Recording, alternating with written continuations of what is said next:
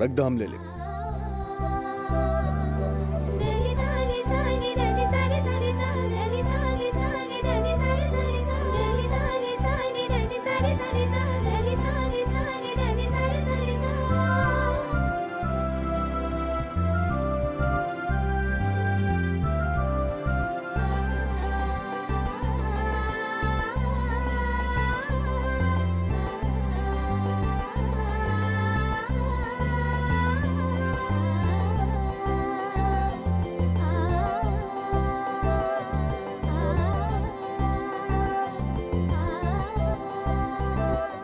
ससुरी सब का बा, कोनो बात मन मोहे चाहत बड़ी का पता। अबे लेकिन रुंझुन के सजे सर के तो शौक ना रहे, तो फिर ही सब का बा। लागत पे कोनो काम नहीं किए ही खातिर सब करत आ रही। अम्मा कुछ भी होए, हमके अभी सब अच्छा ना लग रहा है। बहुत बोझ बन गया हमारे ऊपर, हम थक गए हैं सब करके। दीदी आप भी ना कमाल बनी, लड़की लोग के तो ये सब कल कितना अच्छा लगेला, अच्छा अच्छा दिखना। और एगो आप बने की आपके ये सब बोझ लग रहा बा। अरे सुंदर देखा तो बोझ काहे लगे, चाहे के शीशा में देखो तब पता चलिए। और सुंदरता तो सभी को मोहित करत है, तो गुडुआ को काहे नहीं अच्छा लगी है। टिपी टुल्लू कुक्कन। हाँ भैया। हाँ भैया। अरे एक बात बताओ भैया। जी भैया। अगर केहू 2-4 घंटे में मोबाइल के बॉडी बदले तो ओकर का मतलब होखेला? मतलब भैया बिल्कुल साफ है, बड़ा फैशनेबल लड़का होई कोनो बाकायदा। गुड्डू भैया हम बताओ माने, हमके लागत आ कि कोनो अमीर ज्यादा होखी, पैसा के गर्मी हो गई होखी। हम तो कहा थे ससुर मेंटल हुई भैया, कहा कि हर 2 घंटा पे बॉडी कहा बदला था मोबाइल के। अब अगर मोबाइल जो है वो फैशन शो में तो जाए वाला ना है। लेकिन हमके को बात समझ में ना आ रहा भैया, आप के बारे में पूछ कह रहा हो, क्या बात है? अबे कुछ ना यार, चला टिपी टुल्लू एक काम कर। अच्छा, चला ठीक काम पे लग जा।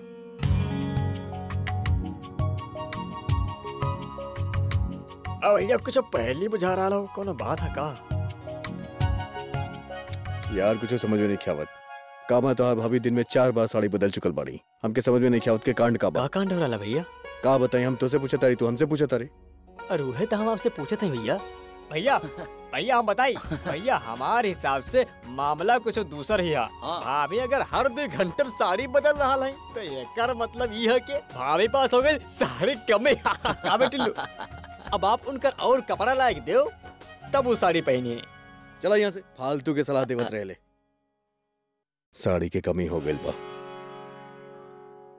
चाय पी ली। तो कुछ भी हो क्या, बात तो सही बाटी पी के। सही में कोनो नया कपड़ा लत्ता के जरूरत हुई कब ना, बात भी नहीं की करते थे दिन से, न तो कह देती कि हम क्या साड़ी चाहिए।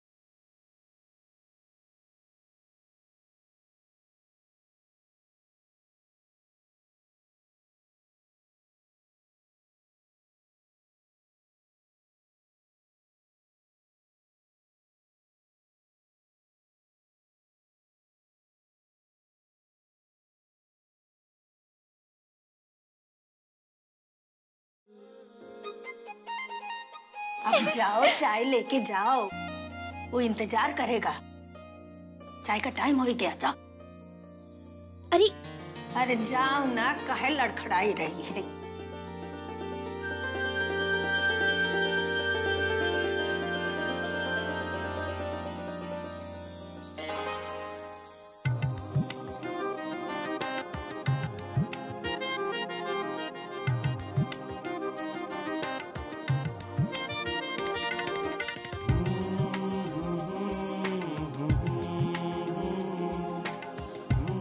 अरे संभल के तनी। हाँ का करता रू आजकल? हाँ मतलब ही कि सब सही बा, तबीयत पानी सब ठीक बा कि ना? हाँ काहे? काहे? अरे 4 इंच के हील पहन के पूरा घर में घूमता रू, पूछा तारू काहे? हाँ वो तो हम यही खातिर पहननी काहे कि वो साड़ी है ना पैर के नीचे आवेला तक गंदा हो जाला, यही खातिर। अरे तोहार हील के नीचे साड़ी खराब ना होई, फट जाई। और का भाई तब बहुत लंबा लगा तारू तू।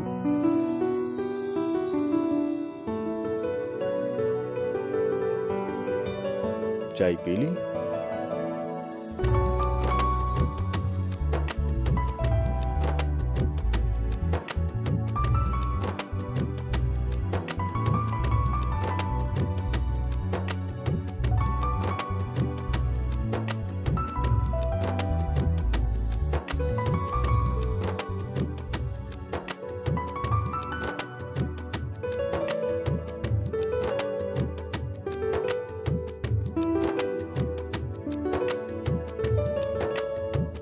का करत तारू?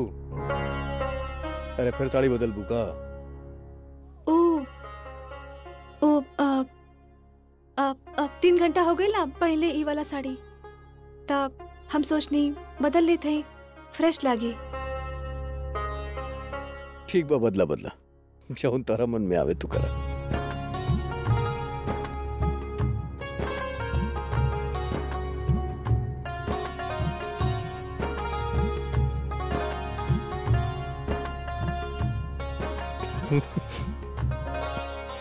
लागत बा हमार धर्मपत्नी के स्क्रू ढीला हो गया बा।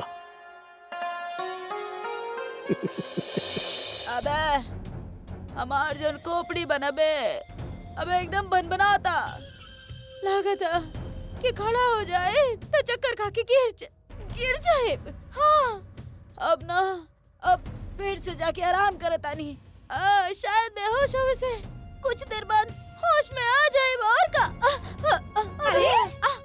अरे कंसन वाली, अबे का कुछ करना रहल बानी बिल्लो। अरे आराम से जा, आराम से जा तू जा। कचर कचर करत रहेली ता।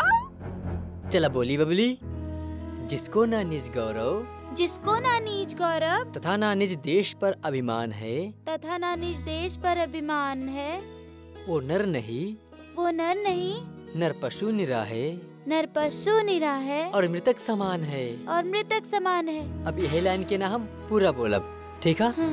ता अरे मिठो दीदी, हम सब लोग ना जीवे खातिर लड़ रहल हई, और जरा ई लगन के देखा पढ़ाई पढ़ रहल हई। ता आई है डायमंड। अरे बबली, यह खाना ना मिलल हमनी सबके, और तू पंचा पढ़ाई के हमार खोपड़ी खाता रहा। ठीक है, हम जोर जोर से ना पढ़ाए, लेकिन आप लोग भी तनी शांत रही।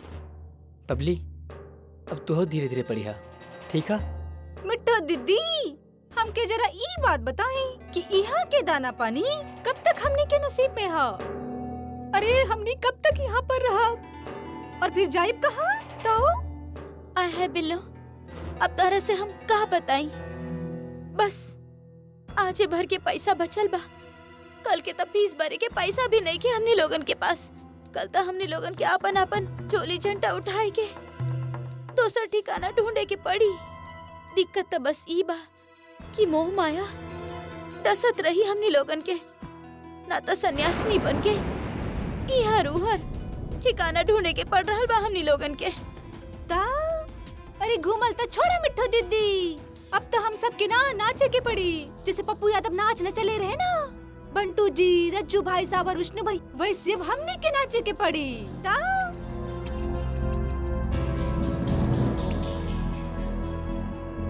लेकिन एगो प्लान तो हाँ मिठो दीदी, अगर वैसा करब ना तो सब इंतजाम हो जाए, रहे के भी और पैसा के भी।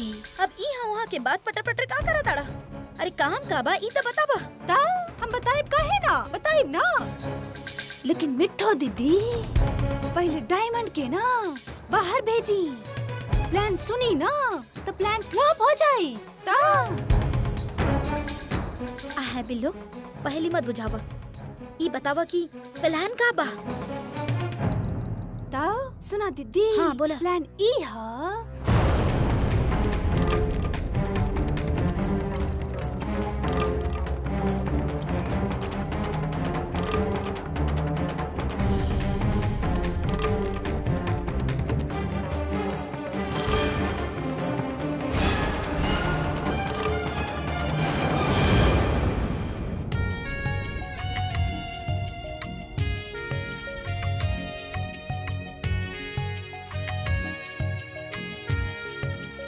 तो सर वैसे ही दिमाग बनना बहुत ऊपर से। भैया कुछ मालूम है? का मालूम बा हमके? अरे हम आपसे वही पूछा था। अरे हम तोरा से पूछा था नहीं, तू हमसे पूछा था रे। अरे भैया गुस्साई ना, लेकिन हम आपके बता रहा हैं कि कोनो राज हा जो हमसे और आपसे छुपाइल जा रहा भैया। वो कहा ना कि भाभी और महादेवी दोनों मिलके कुछ छुपा रहा हैं।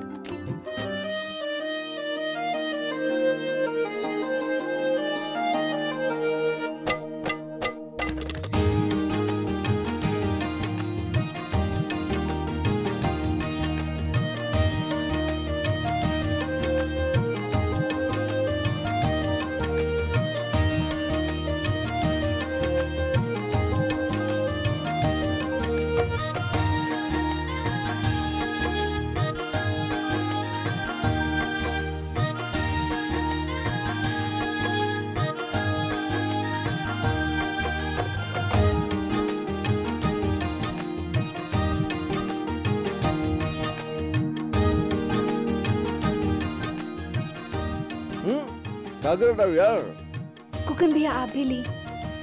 अरे बस बस बस बस करिए।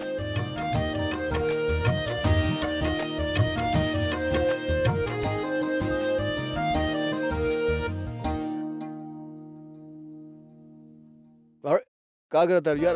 अरे बस बहुत हो गया, खा लेनी है बस, बहुत खा लेनी। चला तानी बहुत देर होता। चला कुकर।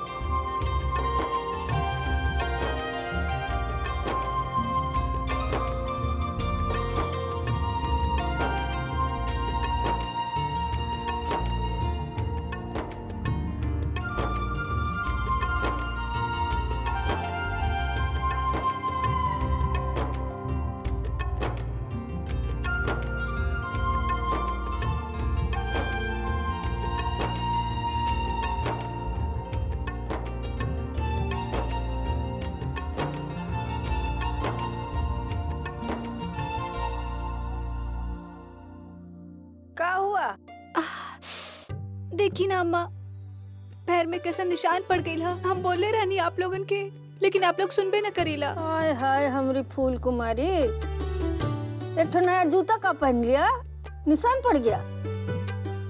अरे हम पहने हैं ऐसे जूते। और न तका दीदी, आप भी ना एकदम अजीब बनी। पहला बार सैंडल पहना तो फिर पाँव में छाला वाला तो आई ना। लड़की लोग तो कितना फैशन, कितना कुछ करेली फैशन खातिर। अरे गो दीदी बानी, थोड़ा सा छाला पड़ गई लोकरा खातिर, ई हो गई लू हो गई। थोड़ा सा हाँ। अरे निशान तो जौन पढ़ा लिया, पैर में कितना तकलीफ हो रहा ऊना। भैया बहुत ही नाजुक हो तुम तो। अरे दीदी फैशनेबल रहल सीखी ना थोड़ा सा।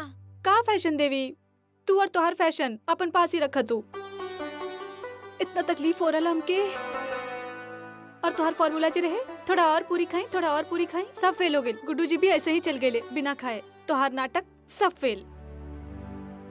उल्टा तो पड़ गए सब कुछ।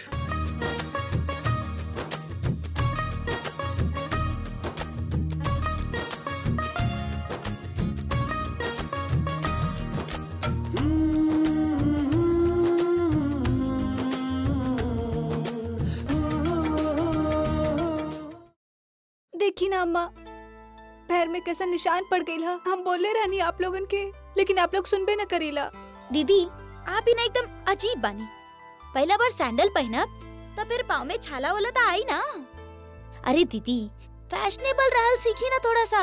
तू और तोहार फैशन अपन पास ही रखा तू, और तोहार फॉर्मूला जे रहे थोड़ा और पूरी खाई, थोड़ा और पूरी खाई, सब फेल हो गए। गुड्डू जी भी ऐसे ही चल गए बिना खाए। तोहार नाटक सब फेल। उल्टा तो पड़ गई सब कुछ।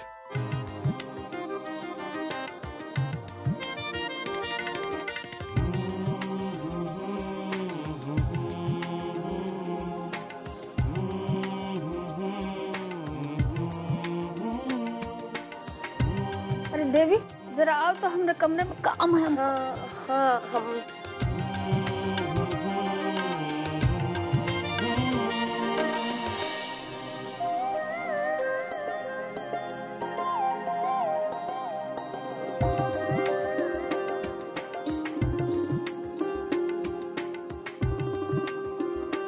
हटा, दिखावा का हो गई? जल रहा। का जरूरत रही सब करे क्या? आप हमसे नाराज रहनी ना मामा मामी वाला बात के लेके, तही खातिर आपके मनावे खातिर। अरे कमाल करे लो यार, कम से कम एक बार बता तो दे तू यार। अरे कैसे बोलती है आपसे? आप हमसे बात ही ना करत रहनी ठीक से। बात ना करत रहनी तही सब करबू तू। दिन में 3-3 4-4 बार तू साड़ी बदलबू, और ये बेवकूफ की तरह सैंडल पहन के आऊबू 3-3 4-4 इंच के हील के। कमाल करे लो यार तू भी। अच्छा एक बात तू कान खोल के सुना, आज के बाद तू ही सब ना करबू। तू जैसन बाड़ू हमके वैसे पसंद बाड़ू। पूरा दुनिया के खाक छान लेब ना, तब भी हमके तोरा जैसन लड़की ना मिली। हाँ हम जाना तानी बात के।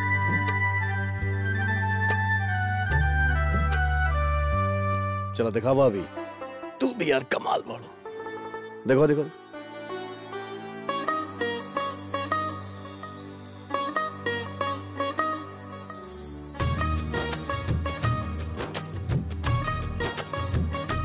अम्मा देख रहा है।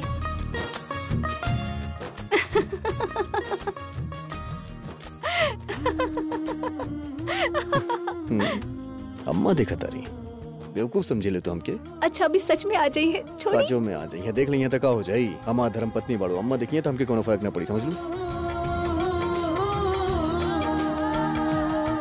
पहन ला ना, हंसा मत, पहन ला। चली चले नौटंकी, चलो।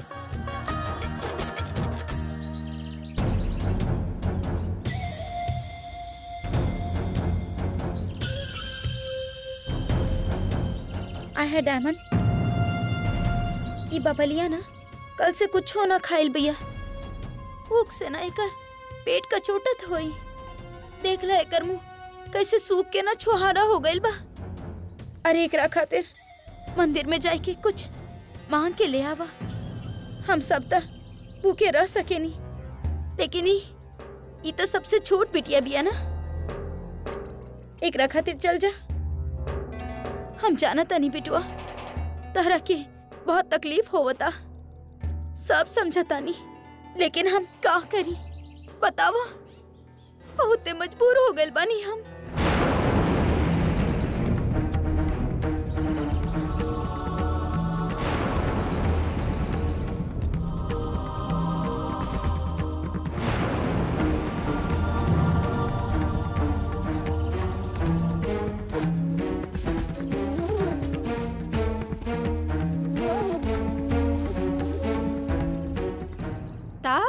अरे मिठा दीदी, आप काहे मजबूर हैं? हाँ, और अब चिंता काहे कर रहे हैं? सब ठीक हो जाए दीदी। ये जो आपके बेटा है ना डायमंड, बहुत ही समझदार लड़का है। वो संभाल ले खुद के। आप जरा अपना आप के संभाली।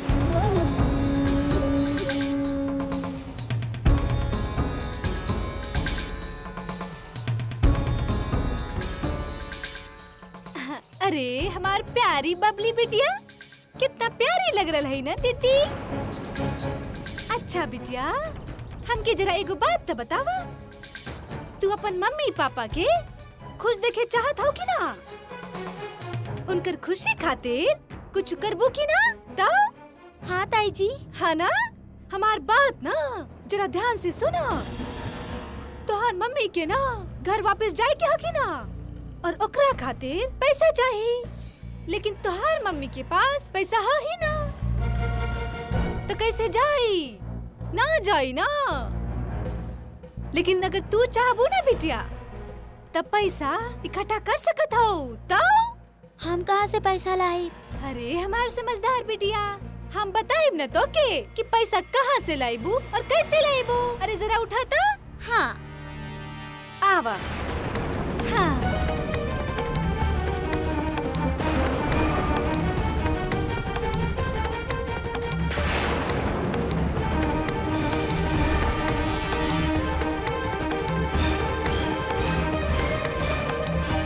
चाची, हमारे पास दोसर कपड़ा भी नहीं थे।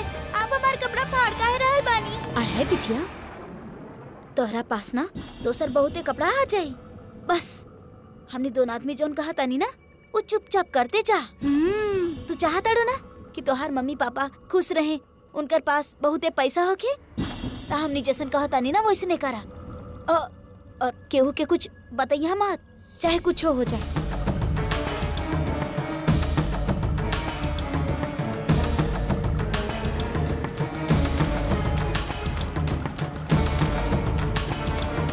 खुश हो जाए ना कलसन वाली। हाँ, पहले की तरह ना हंसी हंसी खुशी खुशी लड़ब भी। काहे मिट्टू दीदी? हाँ, लेकिन ओकरा खातिर ना रोज पैसा लावे के पड़ी। हाँ तो लेकिन पैसा कहाँ से लाए?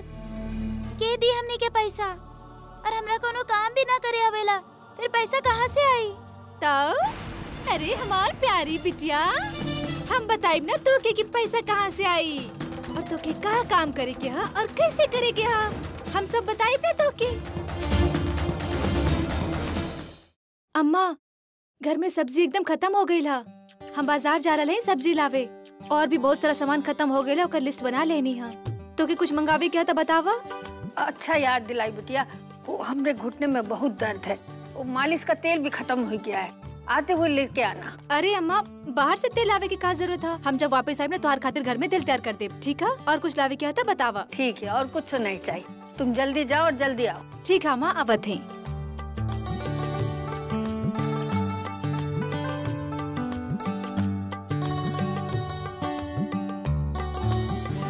रंजन,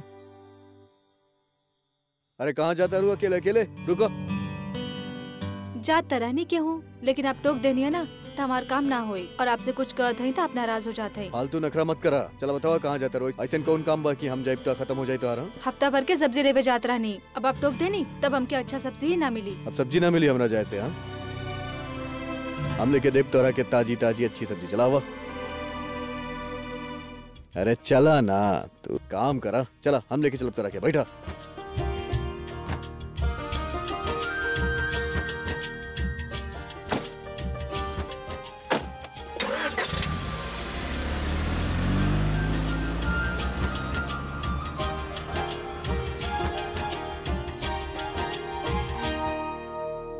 मम्मी, मम्मी, हम तोरा से पूछे थे कहाँ गई बबली?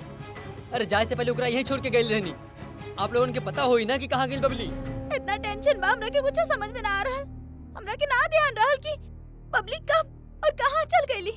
चाची, आपके तो पता होई ना कि कहाँ गई बबली?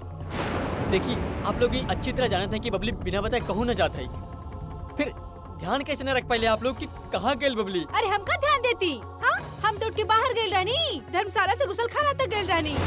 जब लौटनी तक देखनी बबली ही ना। लेकिन बिल्लो रानी, तू तो सुबह से ही जा बाड़ू।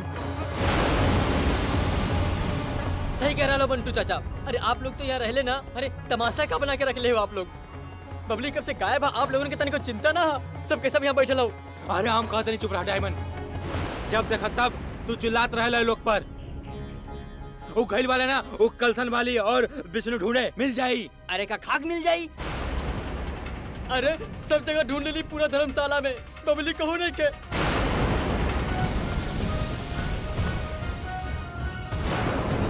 अबे मिट्टू जीजी और बिल्लो दीदी, अबे तू दोनों के पता नहीं कि बबली कहाँ बिया?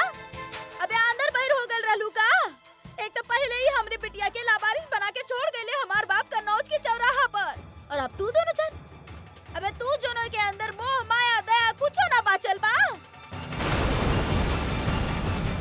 अबे हमार बबली बिटिया बिटिया हमार कहाँ भटक गइल, कहाँ चल गइल।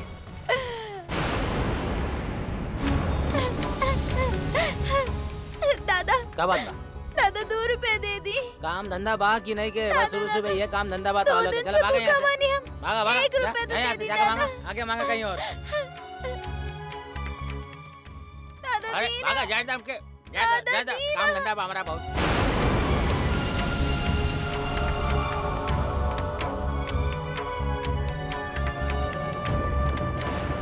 ओ पानी पूरी, हमके पानी पूरी खाए के है गुड्डू जी। अरे का करबू, छोड़ा ना कहूँ और से खिला ना दे। ना हमके यहाँ से खाए के है। अरे यार कमाल करेलू, कहीं और से खा ले यार। ना हमके यहाँ से खाए के है। चलत है ना आप। अरे यार बहुत जिद करेलू, चला आवा।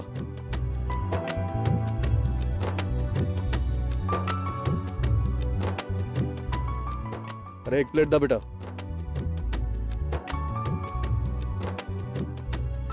ये ला। हाँ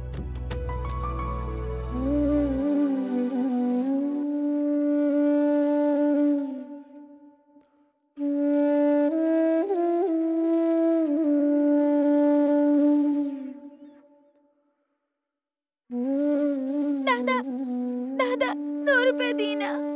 दादा कहाँ 2 पनौती रुपए दे लगावत दी ना। बाड़े? दादा दी ना 2 रुपए दे दी।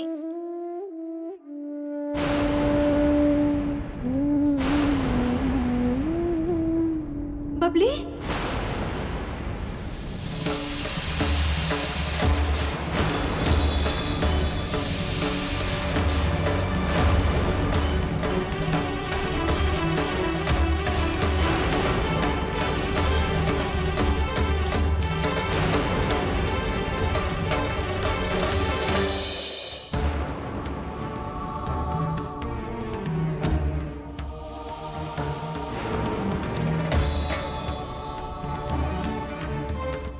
गुड्डू जी।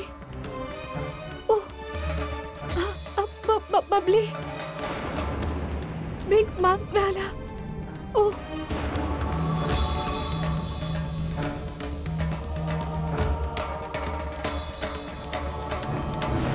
अरे वो देखा बढ़िया है विष्णु पाड़े की बिटिया। अरे हाँ जसोदा बहन, हाँ तो उ है।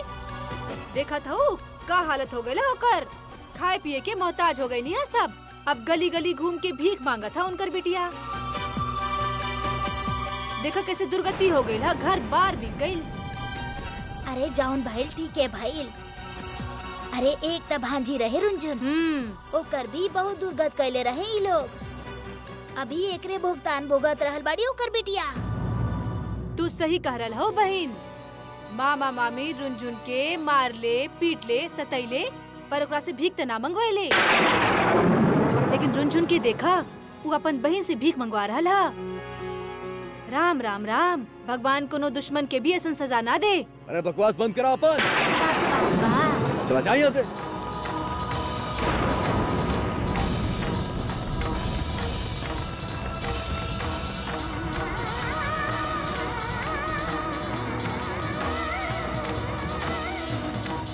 बबली बबली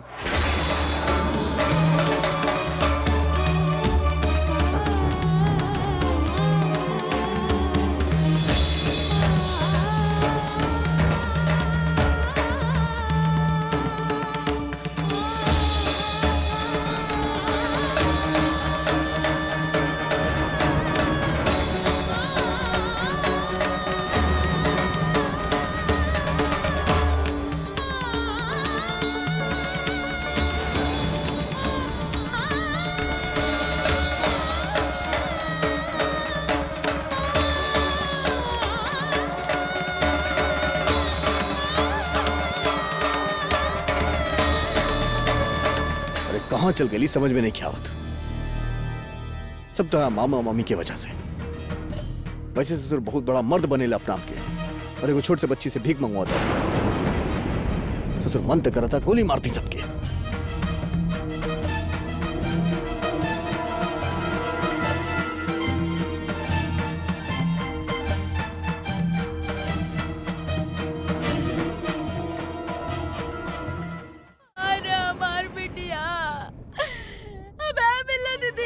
अबे तोहार कोक सुना बा, तो हमार हरियाली पे तेजाब काहे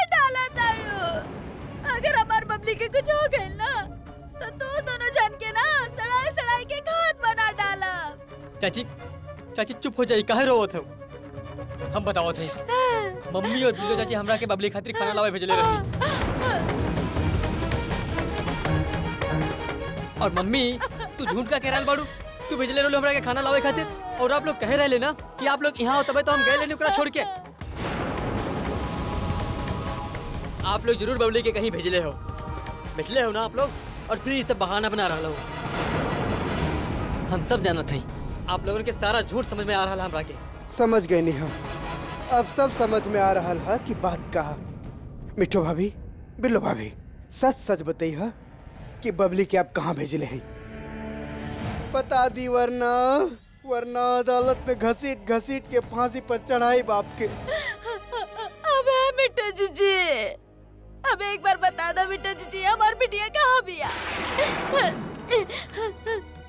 बिल्लो दीदी, देखा बिल्लो दीदी, तू बताए दो, हम ना गुलामी करा तोरी लोगन के। अरे क्या कर लो? अरे हमके ना मालूम है कि बबली कहाँ है। अरे कहाँ बोलत काहे नहीं के बारू? अरे विष्णु पारे, हमें पता ना कहाँ चल गई बिटिया हमार। हमें हमार बिटिया के कुछ हो गया ना, हमें हम जान दे दे।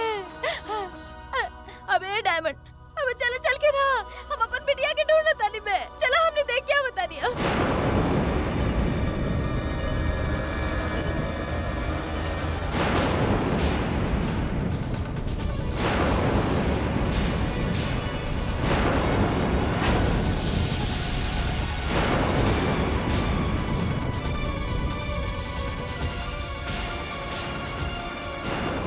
बबली बबली बबली बबली कहाँ भइल बेटा? कहाँ चल गई लेली? और ये हालत कैसे हो गई बेटा? अबे बिटिया, अबे कहाँ चल गए रहलू? अबे हमार तो प्राण सूख गए, सांस लेना दुर्लभ हो गए रे। अबे बिटिया, अबे ये सब का बा?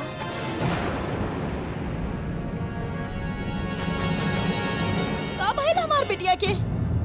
केहू तोरे के मारल पिटल का? मारलस? के मारलस? बताओ बेटा, के हाथ लगेले? बताओ, ओकर गला घोट देव हम। कलसन वाले पूछो ना। ए बिटिया, बताओ ना बिटिया। अरे हम कहा तनी डरा मत, हम बानी नु घसीट घसीट के मारा बोकरा के। हम कहा तनी बस ओकर नाम बताओ बस। हाँ, आए बिल्लो, देखा प्लान तो बनेला रहलो, वो तो फेल हो गई। अब जल्दी से कुछ सोचा, नहीं तो कलसन वाली ना खोपड़िया खोल दी है। अगर एकरा पता चल गई कि ओकर बबली के हम ही लोग भेजले रहनी भीख मांगे खातिर तो। मिले रानी, लगा तो बिटिया बहुत डराइल भी है। पूछे ना प्यार से, ताकि जरूर बता दी। ताऊ, बंटू जी, आप जरा चुप रही ना। देखो थे ना, डरल है ना। ताऊ, तू ये तरह से चुपचाप काहे खड़ा बाड़ू? बतावा बिटिया कहाँ भइल? बोला बबली। मिट्टू और बिल्लो ताई जी हमरा के भेजले रहनी।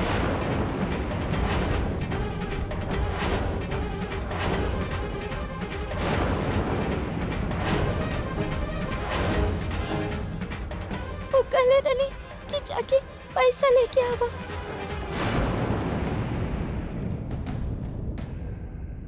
अगर पैसा ना आई तो हमने के यहाँ से बाहर निकाल दिया जाए। और वो कहले रहनी कि जौन भी अच्छा अच्छा कपड़ा पहन के दिखे उनका से कहिए कि भाई जी 2 रुपया दे दा, 2 दिन से भूखा बानी।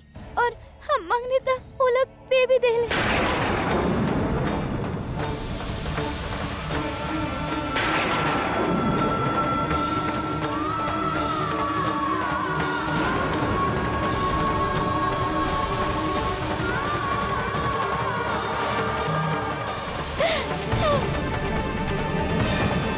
अबे मिट्टू जीजी और बिल्लो दीदी, आज तू दोनों जानना अबे सड़न लाली के कीड़ा वाला काम कैले बाड़ू।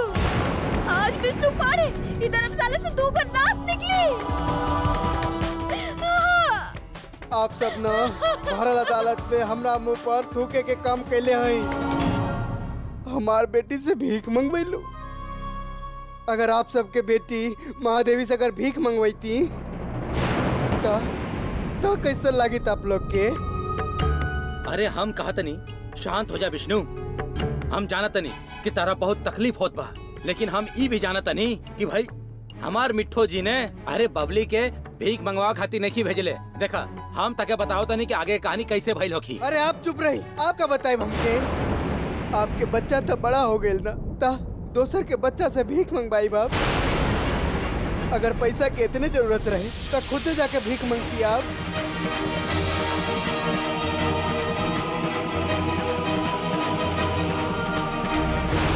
ए बिटिया, आज के बाद ना केहू कुछ कहे तू कहीं मत जाइया। यहाँ पे ना, यहाँ पे कोनो भी अपना ना, कोनो सगा ना। ये सब पैसा के सगा, सब दुश्मन है तोहार। बबली बेटा, जब तू आयल रहो तो हाफत काहे रहलू? काहे इतना परेशान रहलू? काहे डर गेल रहलू? बतावा। हम एक आदमी से पैसा मांगत रहनी। हाँ। तभी रुंझन दीदी और गुड्डू जीजू वहाँ आ गए।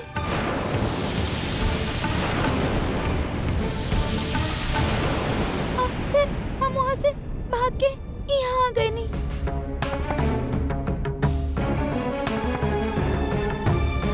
अबे आज न मिट्टू जीजी और बिल्ला दीदी तू दोनों जन ऐसा काम कैले, बड़ा ऐसा करम कैले। मन करता ना कि तो दोनों जन के हम खून पी जाई। आय है कलसन वाली, अरे चिल्लावा मत, न तो हमार खून पिए से पहले तोहार खून सुखा जाई। ठीक बा कि हमने लोग भेजे रली बबली के भीख मांगे खाते, लेकिन उहे भीख मांगा। अरे देखा कैसन कमाल कर देले बा। अरे मिट्टू जीजी बात के ना ज्यादा घुमावा मत। आय है कलसन वाली, अरे ये सही बा, लेकिन एक बार पीछे मुड़ के अपन बात तो सुन ला कि कहा तारी बबली। अरे बबली के आज भीख मांगते हमने लोगन के भागो वाली। अरे मतलब पूजा रानी देख ले रही। हो सकेला कि पूजा रानी के दिल में हमने लोगन के प्रति फिर से प्यार जग जाए। अबे मिट्टू जीजी सोबे जाके की बात छोड़ा। आज अब तारा के हमेशा खातिर सुला दे, बता दे तानी। कलसन वाली हाथ छोड़ा। अरे बुद्धि कहाँ चल गई बा तोहार? दिमाग चलावा दिमाग। अरे सोचा, अरे बबली का कहत रही? आय हाय, हम तो कहता नहीं कि पूजा रानी बबली की भीख मांगत देख ली ऐसे। एकर मतलब ओकरा के हमीन के दुर्गति के बारे में पता चल गइल बा। वो जान गइल होखी कि हमने लोग दाना दाना के खातिर मोहताज बानी। और ये भी हो सकेला कि हमने लोगन के नरक से छुटकारा देवे खातिर पूजा रानी अभी आवत हो या जा। हाँ कलसन वाली। हाँ। मिट्टू भाभी एकदम सही कहती है। देखा बबली की हालत देख के ना, हाँ। रुंझुन हमार मदद करे खातिर जरूर आई। हो सकेला हमार जिंदगी के खुशहाल अदालत इन्हों से लग जाए। हाँ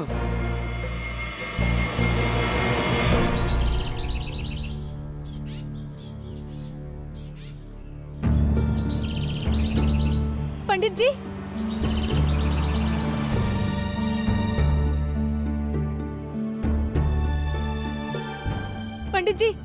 पंडित जी, आप हमारे मामा मामी के देखने का? रुंझुन बिटिया अगर देखले रहती ना तो सबसे पहले पुलिस के फोन करती हम। अरे भैया ये लोग बाड़े जो ना के परछाई भी गिर जाओ ना, पानी भी ना मिले। इनके कदम जहाँ गिर जाए ना, जमीन बंजर हो जाओ। पर एक बात बतावा, उस दिन तक कहले रहला कि तहार ये लोग से कोने रिश्ता नहीं है, अब काहे ढूंढत फिरत बाड़ू? पंडित जी, वो लाख गलती कैले हुई है, लेकिन रिश्ता टूट तो ना सकेला ना। यार भाई या तो जुड़ले रखा, लेकिन भगवान खातिर मंदिर जैसन पवित्र जगह पे आके वो पापियन के नाम मत ला। जय राम जी की। कैसे नाम न ले लोगन के? अरे मामा मामी गलती कैले है ना, लेकिन एकर सजा डायमंड और बबली के काहे मिले? कितना लाड प्यार से पलल है दोनों, और आज हमार बबली सड़क पे भीख मांगत रही। गुड्डू जी संभाल अपना आपके।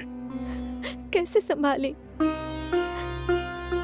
बबली हमार छोटी बच्ची अपने आप ठीक से देखभाल भी ना कर पावा था खुद के। हम कबो ना सोच ले रहनी गुड्डू जी की उनकर ऐसा हालत देखे के पड़ी हमके। देखा बुरा तो हमके भी लागत बा, लेकिन अब जाना तारू ना तू यार, हमार दिमाग खराब हो जाला तो हर मामा मामी के बात सुन के। हमके तो ऐसा लागत बा के एमे भी कमीना लोग के कोनो चाल बा। आपके गुस्सा जायज है अब गुड्डू जी, लेकिन बबली के छोटे से मन पे का असर पड़ी अगर ये हालत में भी हम ओकर मदद ना कईनी? का मदद करी ओकर हम? और हमेशा उहे लोग के बारे में सोचिया, कबो ई मत सोचिया कि वो लोग हमनी के साथे का कइले, हमनी के घर चले ले भुला गेलू का, या हम याद दिलाई तरह के अच्छा से? हमके सब याद है, लेकिन ई तरह सड़क पे लावारिस छोड़ के हमके भीख मांगे खातिर मजबूर ना कइले रहे। बबली के ऐसन हालत देखे के बाद भी आपके दिल न पसीज रहल हा। दया ना आवत हा आपके?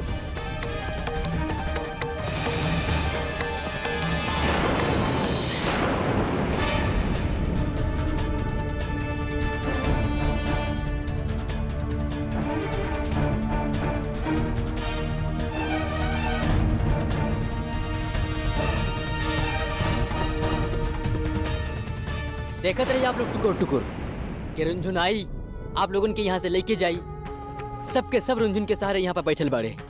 हम तो यही चाहते हैं कि रुंझुन यहाँ आई ही ना, और अगर आ भी गई तो आप लोगन के खोज ना पावे कि आप लोगन जैसे काहिल और झूठी शान भगाने वालन के साथ ये हुए के चाहिए। पापा हमार बात मानी, अरे मेहनत करे में कौन शर्म, हम लोगन के सब कुछ तब बिक गई, अब कुछ भी ना रहा आप लोगन के पास, फिर हम लोग ही कितना है, हम लोग सब मिलके कमाई तो यहाँ के किराया भी दे पाए। हम कहता नहीं तुम्हारी हिम्मत कैसे भाई हमारा से इस तरह बात करे के? अरे हम रज्जू पांडे हम काम करब, और ऐसा दुनिया में हम पूछते नहीं कौन आदमी बा जो हमरा के काम दी, और अगर केहू हमके काम भी दी ना तभी हम काम ना करब। अरे और न तका हमके जाने के बाद केहू हमके काम दी, और हम बिलो रानी की छोड़ के कैसे जा सकीला? और हम कहता नहीं आजकल तू बहुत बदतमीजी करे लागल बड़ा, अरे बहुत जबान चलावत बड़ा, अरे इतना ही तरह के बा तब पाल के दिखावा। पाल सके नहीं आप लोगन के, लेकिन पालब ना, कहा कि जो दिन से आप लोगन के पालने के शुरू कहनी ना उस दिन से हम भी आप लोगन जैसे बन जाए, पता बा? अरे बात करल बहुत आसान बा, 2 पैसा कमावल बहुत मुश्किल बा। अरे 2 दिन काम करबा ना तो हड्डियां दर्द करे लागी तोहार। हम कमाईब और आप लोगन के पेट भर के दिखाईब, लेकिन रुंझुन दीदी के भरोसे आप लोगन के ना बैठे देब, उनकर भाग्य के फायदा आप लोगन के ना उठावे देब हम। अरे हम कहता नहीं तू का काम करबा बतावा हमके, मजदूरी करबा या फिर गुंडा करती? करब और करके दिखाईब आप लोगन के काम, और अगर कोनो काम ना भी मिलल ना पापा तो रिक्शा चलाईब, मजदूरी करब, आप लोगन के जैसे यहाँ पर निठल्ले ना बैठे रहब हम।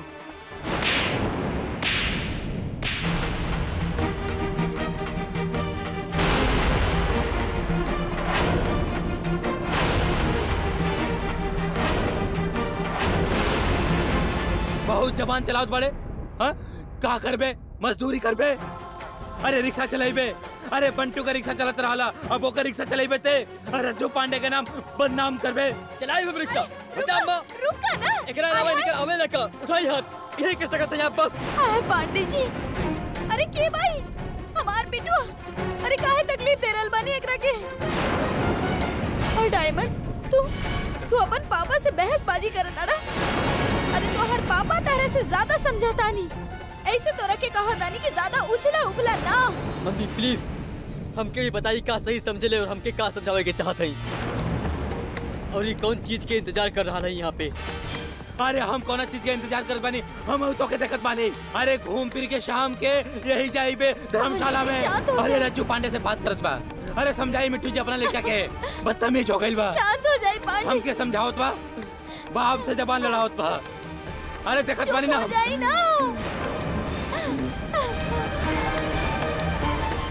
हमरा के तो कुछ समझ में ना आ रहल बा, कहीं ये सारा चक्रव्यूह से हमने निकला कैसे? अब तो बस ये कहीं आसरा बा, अभी रुंझुन अगर आ जाए ना तबे हमनी लोगन के वो कुछ मदद कर सकेली, हमनी लोगन की कुछ उहे बदल सकेली।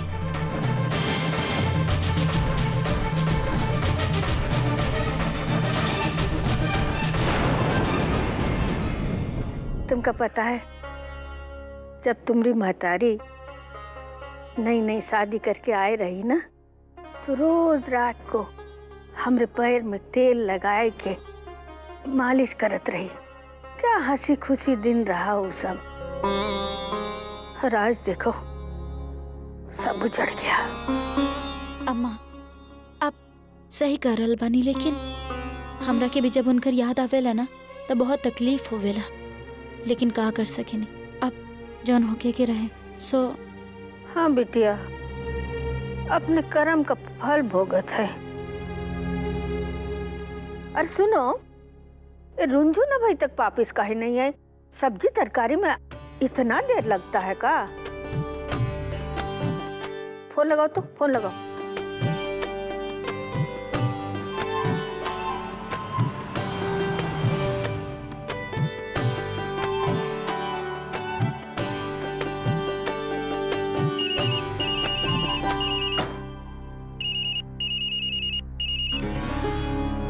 का हो गई? महादेवी की फोन रहे। गुड्डू जी हमारे बात माना, अम्मा की बबली के बारे में कुछ मत बताएं।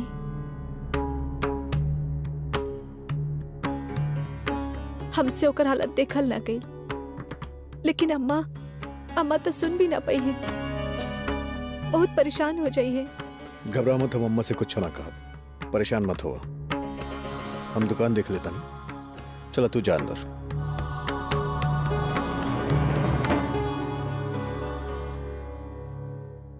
का बिटिया, इतना देर कैसे लगा सब्जी तरकारी में?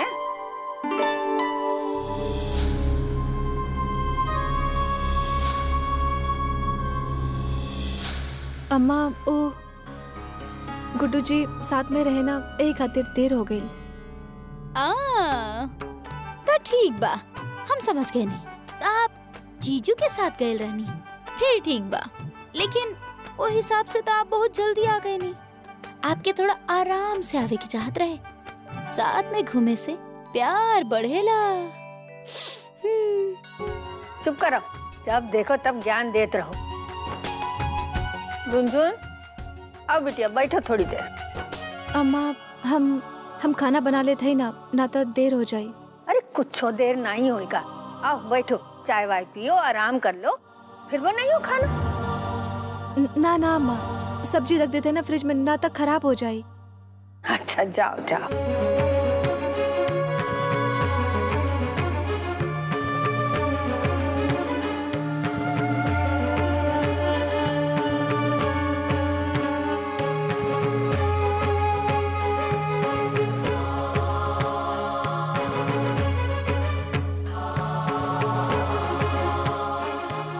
बोझा रानी, तोहार दिमाग खराब हो गइल बका। कितना बार तरह के समझेले बानी हम कि आलू प्याज फ्रिज में ना रखल जाला, उ गंधाई जाला, लेकिन तोहार समझ में तो कुछ आई ना, काहे कि दिमाग में तो भूसा भरल बा। दीदी देखी हम का लाइल बानी। Tada tang tang. हाँ, कुकन जी से कह के हम आइसक्रीम मंगवेले बानी। सोचा दीदी का सीन होई, कितना मजा आई। जीजू अपन हाथ से आपके आइसक्रीम खिलाइए और कुकन जी हमरा के। हाँ अरे दीदी, आप कुछ बोलत काहे नहीं की? लगता आपके आइसक्रीम पसंद नहीं खे। दीदी का बात बा, आप इतना सैड काहे लगत हनी? जीजू आपके कुछ कहले का? ना देवी, ऐसा तो कुछ ना भइला। ए देवी, काम चोर, इधर आओ। एक पैर दबा के हो गया। दीदी अम्मा भी ना हमरा से कितना काम करवावेली। अब हाँ माँ,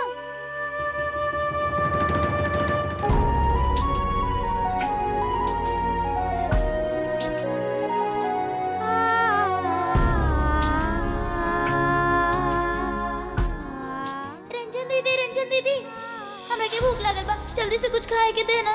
अरे अरे अरे अरे हमार बच्चो, बस खाना बन रहा है, 2 मिनट रुक जा। हाँ बबली देर हो रहा है। मामा 2 मिनट बस तनी सा और।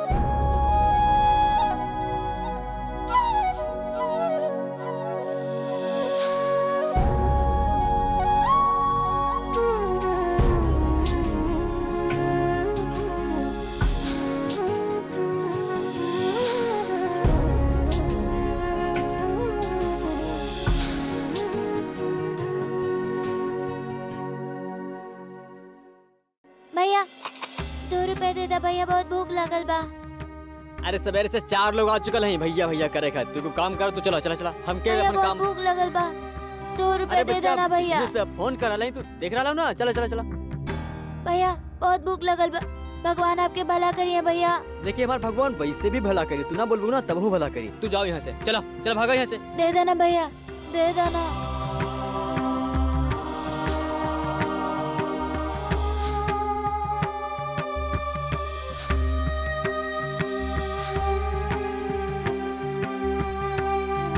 कुकन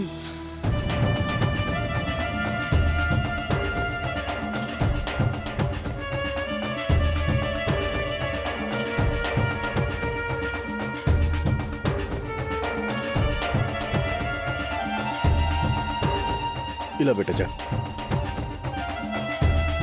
ई का भैया ये सब कब से करे लगले दान दक्षिणा? सब नोटंकी बाज हम कह रहा भैया, सही कह रहा है आपसे। और ये अभी 10 रुपया ईंट के लिए चले गई। क्योंकि मजबूरी हुई खातिर करता रही सब। और 2-4 लोग खराब बढ़े तो एक मतलब ये नहीं कि सब खराब बढ़े। याद रखिए क्योंकि मजा ना आवेला सब करके।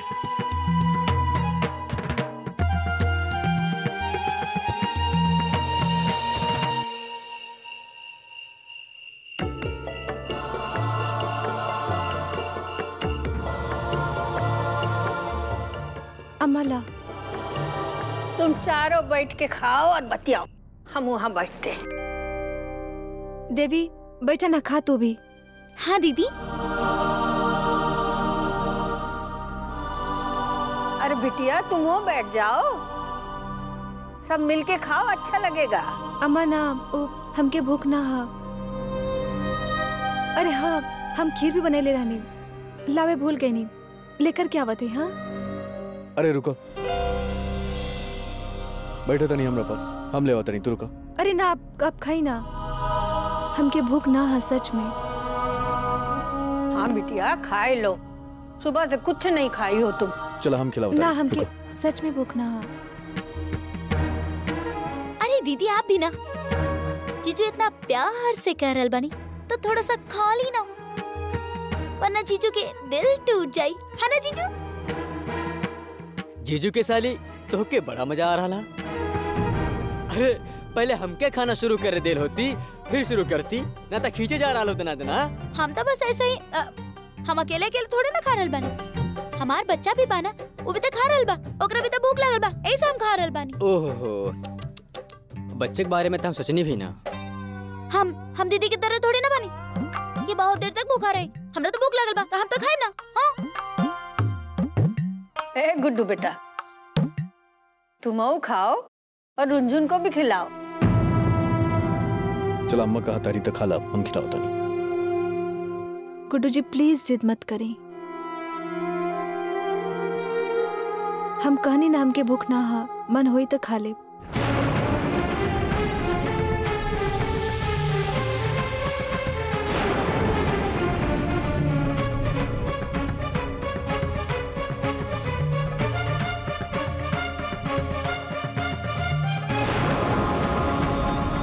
क्या हुआ है? कौन बात से गुस्सा गई है का? खाना काहे नहीं खाती है? तबीयत तो ठीक है ना?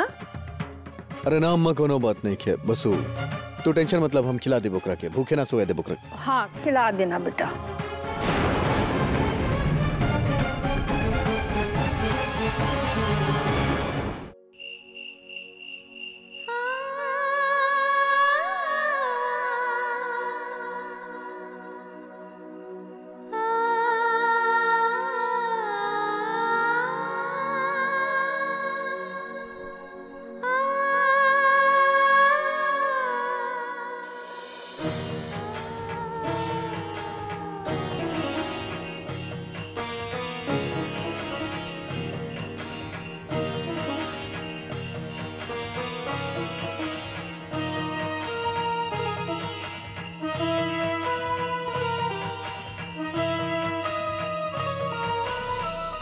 हमके माफ कर दी।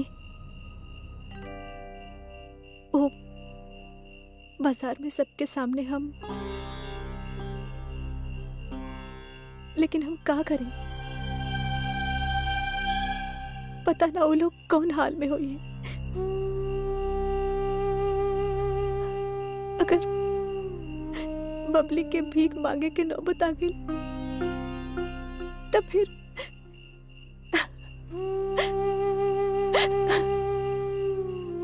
हमसे सहल न जा रहा, ना सहल जाता हमरा से।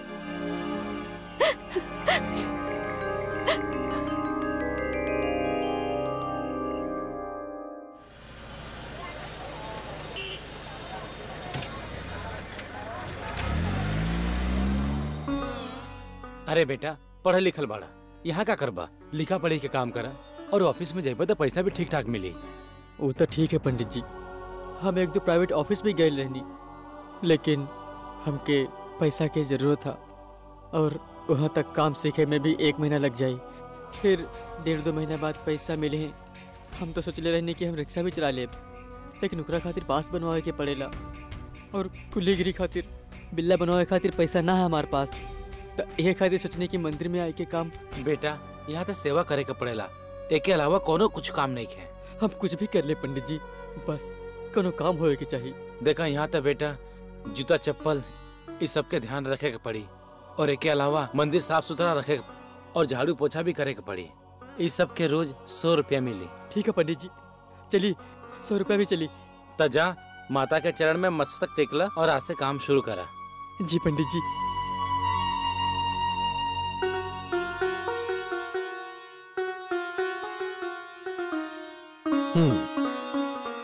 अरे नाश्ता का बात बा?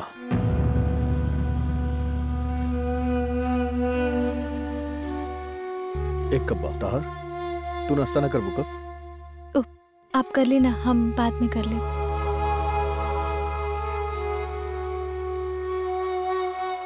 एक बात समझावा तानी तारा के, ऐसे अपना आपके कस देवे से का हुई?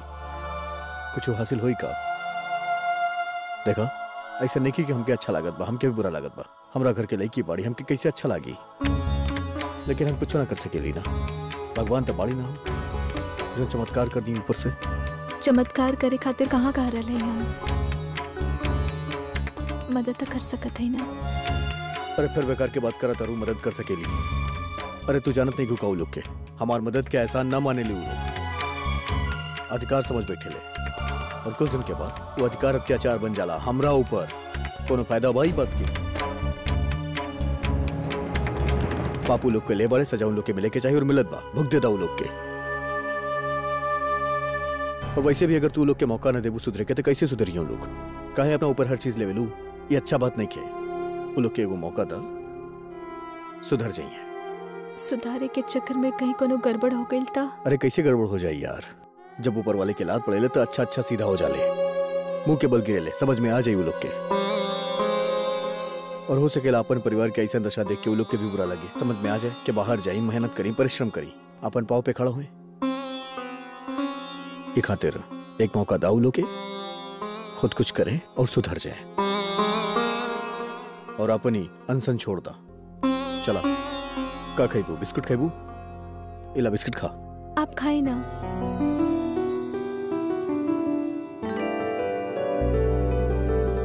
इला, चला चाय पिया।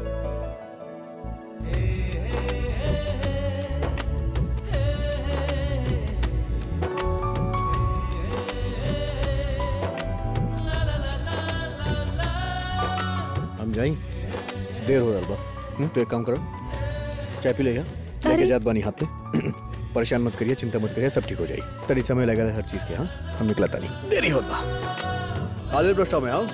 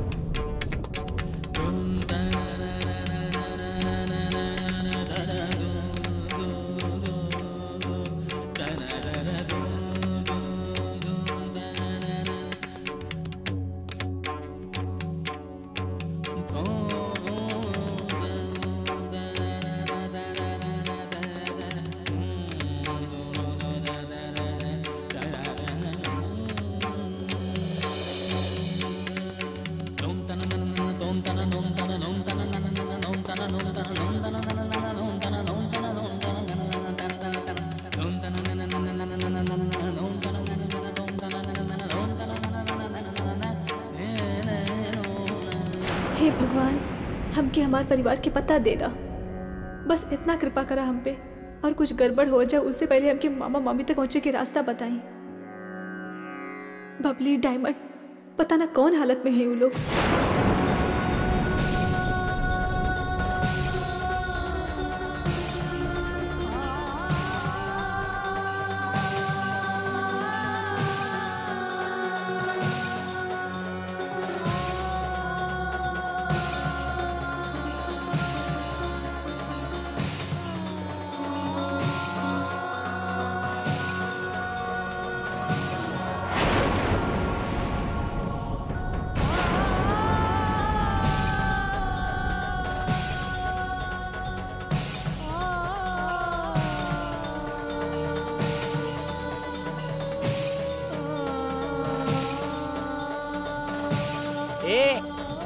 निकला निकला यहाँ से, भंडारा है खाना आई। क्या देखा तारे सफाई वाला? अगर कुछ बचल तो मिल जाए तो रखे। ले ला कोरा से। ए बहिरा, तो क्या ही बोलत बानी? देख, ये हमारी मेहनत की कमाई है, एकरा हमके वापस दे दो। ओए, अगर ना दिया तो क्या कर पावे? लड़ी हम लोगन से। ये जो तीन है ना, ससुर बहुत ही हरामी है। मारत कम और घसीटे ले ज्यादा है। हाँ, फुटबॉल बना के यहीं पे खेल दे तो के। चल ले, देख रहे हैं? हाँ, ला ले भाई। हाँ, ला ना।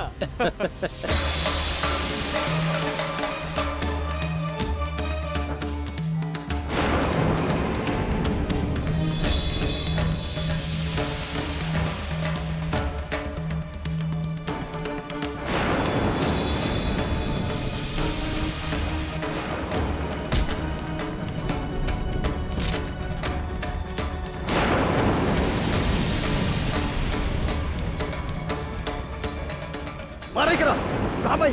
रुको, जायदा ससुर के आज कल देख ले जाई कहाँ। आए तो यही मंदिर में ना, चला कल देख ले ससुरा के।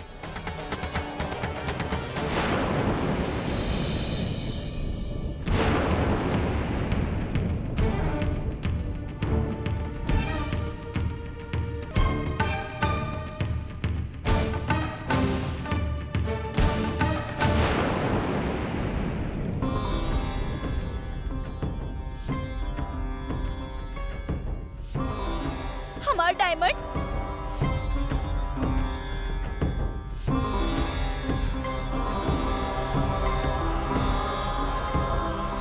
पीला खाना। हमार डायमंड देख ला, ऐसे ही हम ना थोड़े ना अपन डायमंड के नाम डायमंड रख ले बानी। हमारे हीरा बा, हीरा। 8 आदमी खाए वाला और ये अकेला 1 आदमी कमावे वाला। हमार डायमंड, हमार बेटवा। आओ चलो, आओ चलो, आओ खाई जाता। हम कहता नहीं, हम क्या खाना नहीं क्या खाए क्या?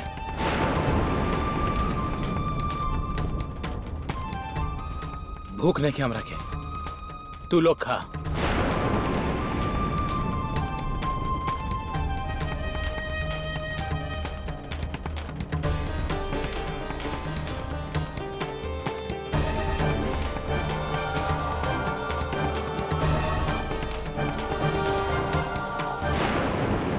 पापा चलिए खाना खाई ली। हम कहता नहीं हमारा क्या भूख नहीं किया, हम क्या नहीं खाए के? हम कह रहा चलिए खाना खाई ली। अरे हम कहानी ना, हम ना खाए।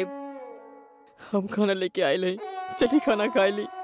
हम कहनी ना कि हम ना आए। अरे मान जाए ना रज्जू भाई साहब, माफ कर दी डायमंड के। खाना कब ना पड़ी पापा, चली खाना खाए ली। हम क्या रेखा खाए के? हम के बिटवा ना है का? हम ना आए बस। चली है पांडे जी, ये का करता नहीं आप? रुलाए दे लेना हमार बिटवा के। अब चली चुपचाप। अरे मान जाए ना रज्जू भाई साहब, माफ कर दी डायमंड के। तो आप भी नाराज होते हैं। बैठी था।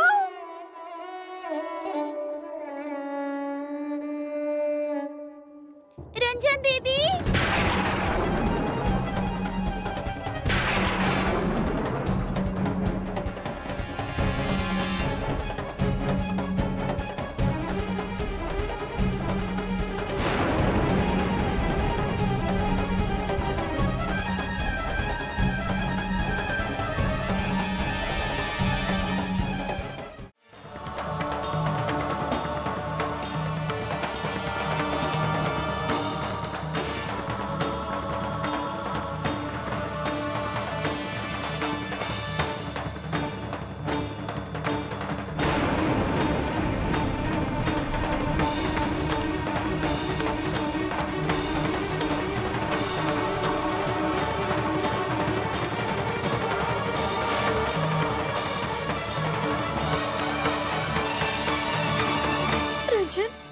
रंजन बिटिया, रंजन।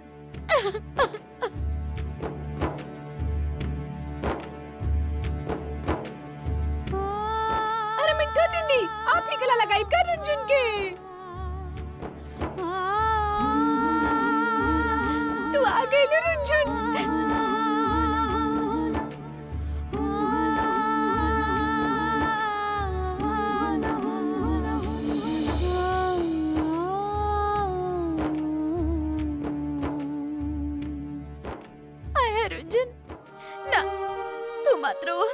ना बिटिया, अभी हम लोगन के देख के तरस आ रहल बा। अरे रोवे के समय था हमनी लोगन के बा। अरे हमनी लोगन की किस्मत में अब रोना ही लिखल बा, काहे कि हमनी लोगन घर में ऐसन कहले बानी। लेकिन तू अपन आप के तकलीफ मत दे बिटिया। ना तकलीफ। सही कह रहे मिट्टू दीदी। ए रंजन, हम सब लोग कहाँ कुछ गलत कहनी तुहार साथ, हाँ?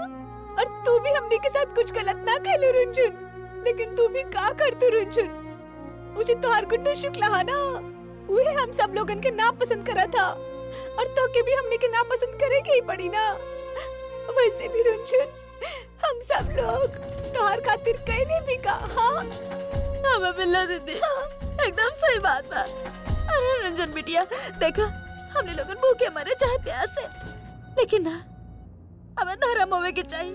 हाँ, अबे इंसानियत बाना, ओकर ऐसन के तैसन। ए रंजन बिटिया, अबे हमने लोग बहुत बड़ा पाप कैले बानी, तो हमने लोगन के ना अबे सजा मिले के चाहिए। अबे तू काहे के दुखी होता डो? काहे के? मामी ऐसे काहे बोल रहे हैं आप? हमारे ही लगाव में कमी रहे, ना ही हम गुड्डू जी के ये बात खातिर राजी कर पाई, और ना ही आप लोगन के तकलीफ दूर कर पानी। हम कहा तने रंजन बिटिया, देखा हम मानता नहीं, तू अपना तरफ से पूरा कोशिश कर लो, लेकिन गुड्डू ना पिघलल। आप पत्थर कहीं पिघलेला का? एमे तोहार कोनो गलती नहीं क्या बेटा? भैया आप बिल्कुल सही खास बने, और जौन बिल्लो रानी कहली है वो बिल्कुल सही रहला। अब एमे रंजन के का कसूर है? हम सब जे गलती कैली सजा भुगत रहे हो, और अब पांडे निवास में रहे वाला से हमारे का वास्ता? मामा गलती आप लोग करे हैं, लेकिन डायमंड और बबली ये लोगन के कौन बात की सजा मिल रहा? बोली बबली के स्कूल जाए के चाहिए, लेकिन वो सड़क पर भीख मांग रहा, और डायमंड के इंजीनियरिंग की पढ़ाई करे के चाहिए, वो मंदिर की सफाई कर रहा। बोली कौन बात की सजा मिल रहा है ये बच्चा लोगन के? हम कहा तने रंजन, देखा बेटा, हम चाहत बने कि डायमंड अपन इंजीनियरिंग के पढ़ाई करे और बबले भी स्कूल जाओ, लेकिन बेटा तू तो देखते बाड़ू अब हम मजबूर बानी। अब हम काम करल भी चाही तो हमके काम के दी। अरे बदनामी के ऐसा थप्पा लागल है हमरा मुंह पर कि लोग भागत है हमरा से। हमार बबली भीख मांगत है तो मांगे। ये कैसे बात कर रहे हैं आप लोग? आप लोगन के ये हालत में देख के तकलीफ हमके हो रहा। बस बहुत हो गई। अब आज से ना पैसा खातिर बबली सड़क पर भीख मांगी और ना ही डायमंड मंदिर की सफाई करी।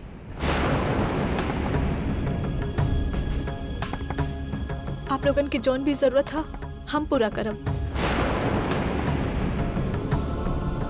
हम कहत ने रंजन, अरे दया मत दिखावा हमरा पे। काहे हमरा खातिर गुड्डू से दुश्मनी मोल लेत बाड़ू? तो आप लोग पाल पोस के हमके बड़ा कैली, दया दिखैली हमरा पर। हमार बात आप लोग ना सुनब न तब बस ठीक ना होई।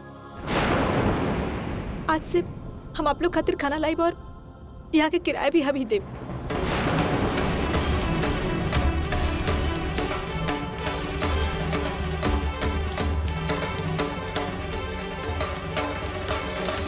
ना दीदी, हम लोग जौन हाल में हैं हम लोगन के उहे हाल में रहे दा। हम ना चाहते कि ये लोग फिर आपके भाग्य के गलत फायदा उठावें। ये लोगन के पहले हम भी न समझ सके नहीं। आज तक ये लोगन के साथ मिलकर हमेशा आपके साथ बुरा व्यवहार कहनी दीदी, लेकिन फिर भी आप हमके कबो कुछ न कहनी। चल जाए दीदी। अरे पगले, अपना कुछ बोला था तब उनकर बात के पूरा थोड़ी ना मानल जाला। ये लोग तोहार मम्मी पापा हैं, चाचा चाची हैं। इनकर बात के बुरा मत माना। बहुत फर्क रहा है हमारे साथ और आपके साथ इनकर व्यवहार में। हमारी विनती है आपसे दीदी कि आप ही दलदल में ना फंसी। चल जाइए दलदल से, ना तो इन लोगों के व्यवहार फिर से वैसे ही हो जाए जैसे पहले रहे। तो के बुरा लग रहा ना? काहे काहे कि तू हमार भाई हो, तो तोहर सुख दुख में हम हो तो साथ ही भइली ना। तो के और बबली के ऐसा हालत में देख के का हम खुश रह सकत हई? बोला। यही खातिर हम जोन कर रहा है हमके करे दा प्लीज। का हमके तकलीफ में देखे चाहे लो तू? लेकिन अरे लेकिन कुछ हो ना, बस फैसला हो गया। आज से आप लोग खातिर खाना हम लेके आए और आप लोगन के सारा खर्च हम उठाए।